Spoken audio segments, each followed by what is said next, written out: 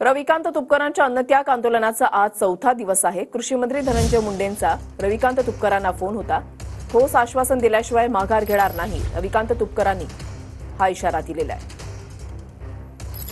शेतकरी नेते रविकांत तुपकर आपल्यासोबत आहेत। भाऊ, काय सांगाल, आज आंदोलनाचा चौथा दिवस आहे, सरकारकडनं कुठेतरी आपल्या आंदोलनाकडे दुर्लक्ष होते।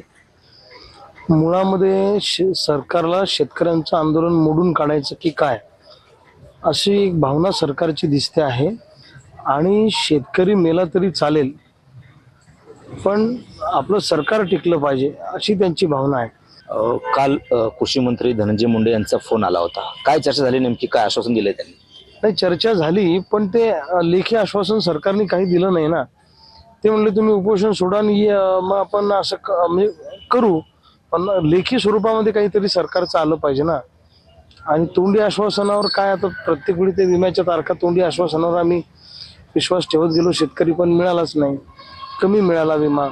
पण किमान शेतकऱ्यांच्या सोयाबीन कापसाच्या दरवाढीच्या अनुषंगानं पावलं उचला, पीक विमा द्या, कर्जमुक्ती करा, नुकसान भरपाई द्या, या गोष्टी करा ना। मला काही करायचं नाही, मी मेलो तरी चालतो, परंतु सरकारला माझा जीव घ्यायचा आहे असं माझं स्पष्ट मत आहे। Cameraman Nilesh देशमुखसह Ganesh Solanki, TV9 Marathi, Sindkhed Raja, Buldhana.